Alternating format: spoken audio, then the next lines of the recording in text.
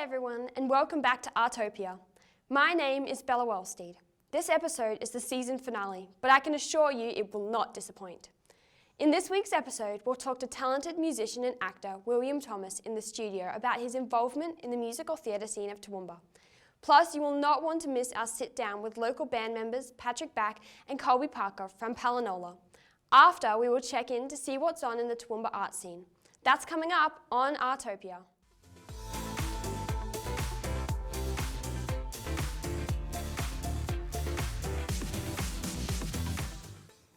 Hi, I'm Chloe and thank you for joining us for our season finale of Artopia.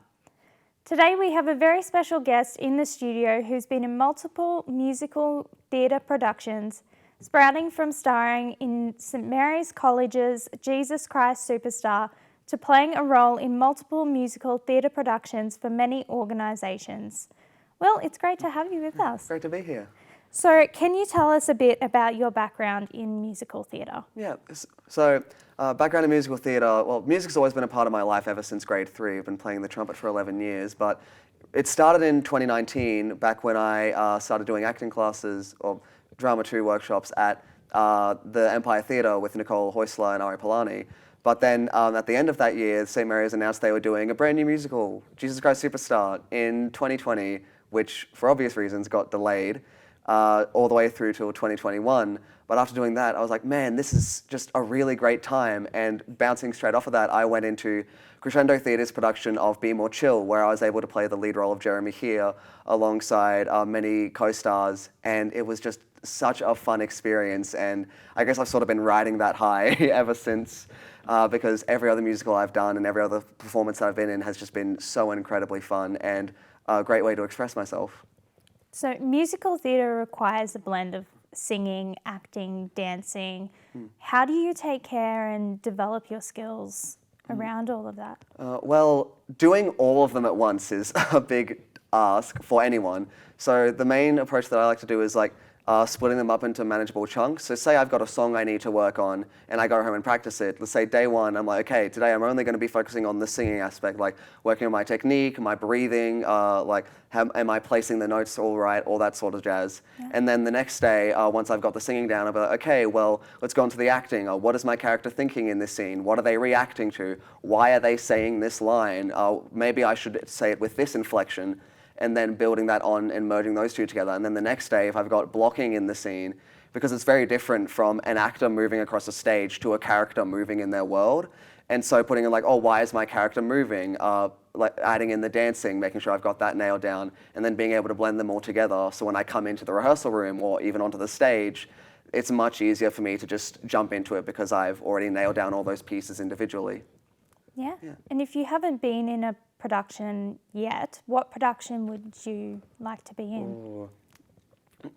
A production I would love to be in is a production of a show called Hadestown, which is a retelling of the myth of Orpheus and Eurydice that's entirely sung through, and I would just love to play the role of Orpheus because it's a very interesting character, and I've had my fair share of playing in tragedies, Jesus Christ Superstar being the main one, but being able to explore something like that and how fate can define a character would be really interesting for me to explore on the stage. Yeah. What would you say your favourite role is? My favourite role that I've done would probably have to be, I said it earlier, Jeremy here in Be More Chill, because that role was just so incredibly fun. Going off Jesus Christ Superstar, which was it was a good show, but I didn't get to have a lot of fun on the stage because I was being beaten most of the time.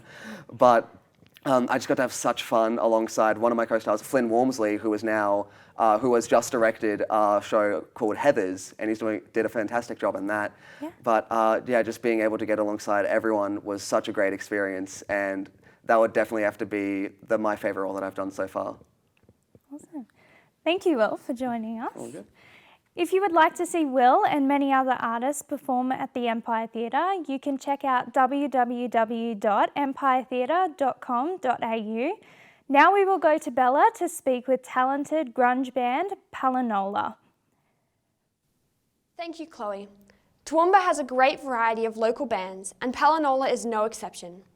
Having recently performed at the Busking Festival in late April, Palinola seeks to grow their platform with recently joined bass guitarist and UniSQ student Colby Parker.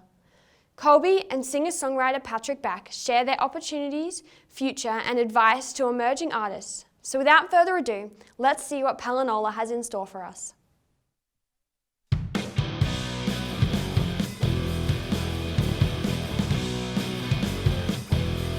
Palinola, I'd say we stand for passion.